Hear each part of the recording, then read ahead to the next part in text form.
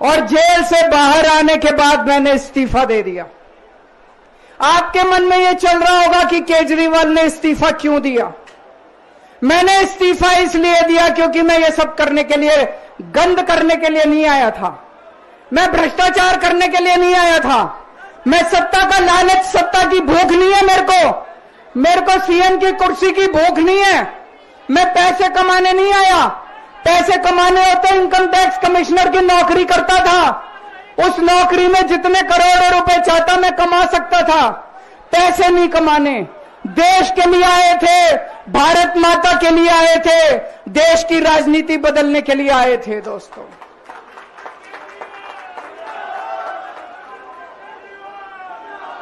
इन नेताओं को फर्क नहीं पड़ता। इन नेताओं की मोटी चमड़ी है। इनके ऊपर जितने मर्जी आरोप लग जाए, इन नेताओं को फर्क नहीं पड़ता। दोस्तों, मैं नेता नहीं हूं, मेरी मोटी चमड़ी नहीं है, मेरे को फर्क पड़ता है। मेरे पे जब ये कीचड़ फेंकते हैं बीजेपी वाले, मेरे को जब ये चोर कहते हैं, मेरे को जब ये भ्रष्टाचारी कहते हैं, मेरे को जब ये गाली देते हैं, मेरे को फर्क पड़ता है। आज मैं बहुत दुखी हूं। आज मेरी आत्मा पीड़ित है। मैं अंदर से बहुत दुखी हूं और इसीलिए मैंने इस्तीफा दिया। मैंने अपनी जिंदगी में केवल इज्जत कमाई है। मैंने अपनी जिंदगी में केवल ईमानदारी कमाई है। मेरे बैंक में कोई पैसा नहीं है। मेरी पार्टी के बैंक में कोई पैसा नहीं है। मैंने केवल इज्जत कमाई है। आज 10 साल के बाद जब मैंने इस्तीफा दिया है, थोड़े दिन में मैं सीएम का बंगला छोड़ दूंगा। आज दिल्ली के अंदर मेरे पास घर भी नहीं है रहने के लिए। मेरे को कई लोग कहते हैं, कैसा आदमी है यार तू, 10 साल राजनीति करी, 10 साल सीएम रह गया, 10 साल में तो 10 कोठियां बन जाती, 10 घर बन जाते, 10 प्लॉट बन जाते। मैंने कुछ नहीं कमाया 10 साल के अंदर, केवल आपका आशीर्वाद कमाया, आपका प्यार कमाया है 10 साल के अंदर। और उसी प्यार का नतीजा है आज जब मैं घर छोड़ूंगा, मेरे पास इतने लोगों के फोन आ रहे हैं, इतने लोगों के मैसेज आ रहे हैं, जी मेरा घर ले लो, मेरा घर ले लो, मैं किराया नहीं लूंगा, मेरा घर ले लो। मैं आप सब लोगों का शुक्रिया अदा करता हूं। अभी श्राद्ध चल रहे हैं। श्राद्ध खत्म होने के बाद जैसे ही नवरात्रे शुरू होंगे, मैं सीएम आवास छोड़ दूंगा और आप में से ही किसी के घर आके मैं आपके साथ रहना चालू कर दूंगा।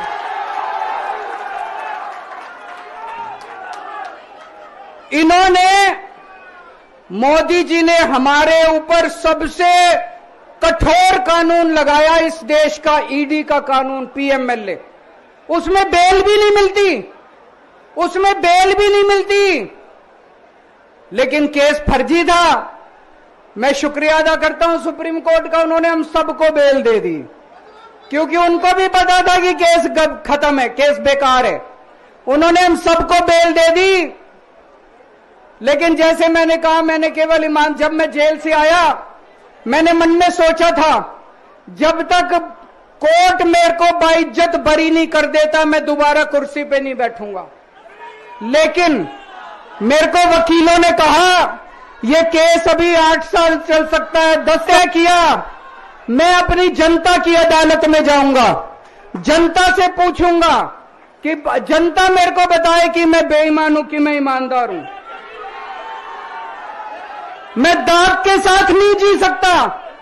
दाग के साथ काम करना तो दूर की बात है, मैं इस दाग के साथ मैं जी भी नहीं सकता, मैं जिंदा भी नहीं रह सकता। मैं आपसे पूछना चाहता हूं, अगर मैं बेईमान होता, क्या मैं दिल्ली में बिजली फ्री कर सकता था? दिल्ली में बिजली फ्री करने के 3000 करोड़ रुपए लगते हैं। अगर मैं बेईमान होता, ये 3000 करोड़ रुपए खा जाता, बिजली फ्री करने की क्या जरूरत थी? अगर मैं बेईमान होता, क्या मैं महिलाओं का किराया फ्री करता? क्या जरूरत थी फ्री करने की? पैसे खा जाता सारे। अगर मैं बेईमान होता, क्या आपके बच्चों के लिए स्कूल बनवाता? सारे पैसे खा जाता। अगर मैं बेईमान होता, आपका इलाज मुफ्त करता? पैसे खा जाता सारे। इन लोगों की 22 राज्यों में सरकार है, 22 राज्यों में कहीं बिजली फ्री नहीं है। तो चोर कौन है? इनकी 22 राज्यों में सरकार है, कहीं महिलाओं का किराया फ्री नहीं है, तो चोर कौन है? आज आपके बीच में आया हूं, आपसे पूछने के लिए आया हूं, केजरीवाल चोर है या केजरीवाल को जेल भेजने वाले चोर हैं? जिन जिन लोगों को लगता है केजरीवाल ईमानदार है, हाथ खड़े करके बता दो जरा से। ये कैमरे वाले जरा से दिखा दो कि दिल्ली की जनता क्या सोचती है। जिन जिन लोगों को लगता है कि मोदी जी ने केजरीवाल के खिलाफ गंदा राजनीतिक षड्यंत्र रचा था, जिन जिन लोगों को लगता है कि मोदी जी ने केजरीवाल के खिलाफ बहुत बुरा षड्यंत्र रचा था, हाथ खड़े कर दो सब लोग।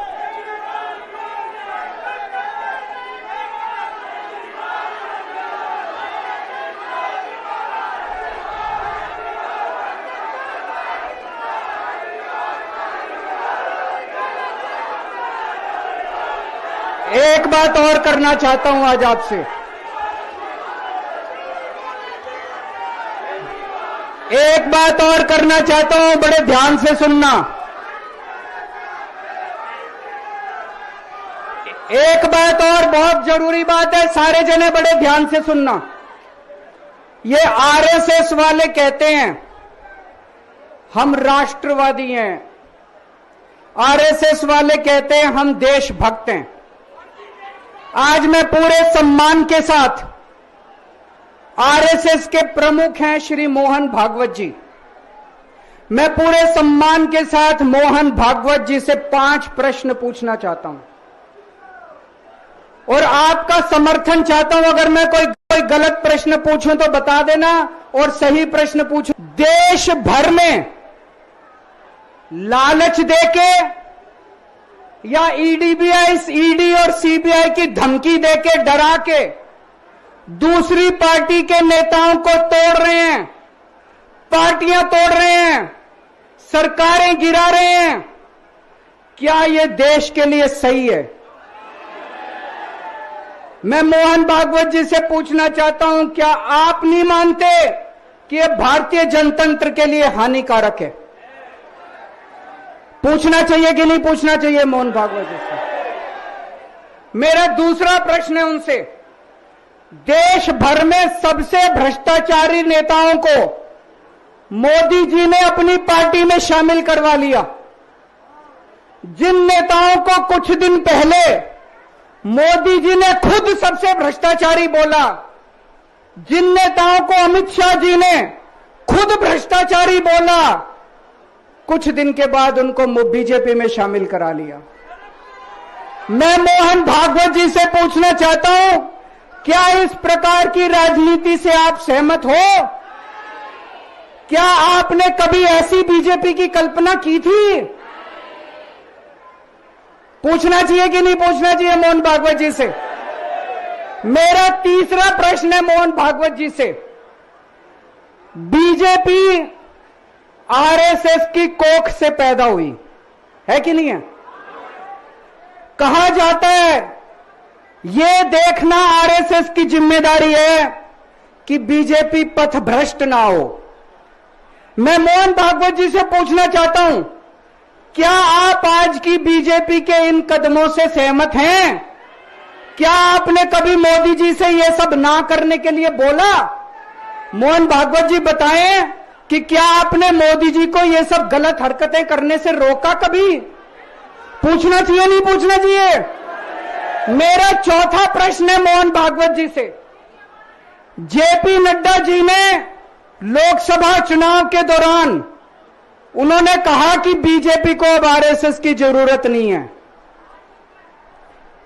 आरएसएस बीजेपी की मां समान है कि नहीं है? क्या बेटा इतना बड़ा हो गया कि मां को आंखें दिखाने लग गया?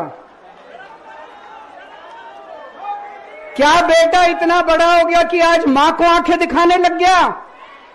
जिस बेटे को पाल पोस के बड़ा किया, जिस बेटे को प्रधानमंत्री बनाया, आज वो बेटा पलट के मां को अपनी आंखें दिखा रहा है। मातृतुल्य संस्था आरएसएस, आज वो बेटा अपनी मातृतुल्य संस्था को आंखें दिखा रहा है। मैं मोहन भागवत जी से पूछना चाहता हूं, जब नड्डा जी ने ये कहा तो आपके दिल पे क्या गुजरी, आप जरा बताइए इस देश को। क्या आपको दुख नहीं हुआ? मैं आरएसएस के हर कार्यकर्ता से पूछना चाहता हूं, जब नड्डा जी ने कहा कि हमें आरएसएस की जरूरत नहीं है, क्या आरएसएस के हर कार्यकर्ता को दुख नहीं हुआ? मेरा 5वां प्रश्न मोहन भागवत जी से मैं कहना चाहता हूं, आप ही लोगों ने मिलकर कानून बनाया था कि 75 साल के होने पे कोई भी व्यक्ति रिटायर होगा। इस कानून के तहत आडवाणी जी को रिटायर कर दिया, मुरली मनोहर जी जैसे बड़े बड़े नेताओं को रिटायर कर दिया, बीसी खंडूरी जी को रिटायर कर दिया, कलराज मिश्र को रिटायर कर दिया, शांता कुमार को और पता नहीं कितने लोगों को रिटायर कर दिया। अब अमित शाह जी कह रहे हैं कि यह नियम मोदी जी पे लागू नहीं होगा।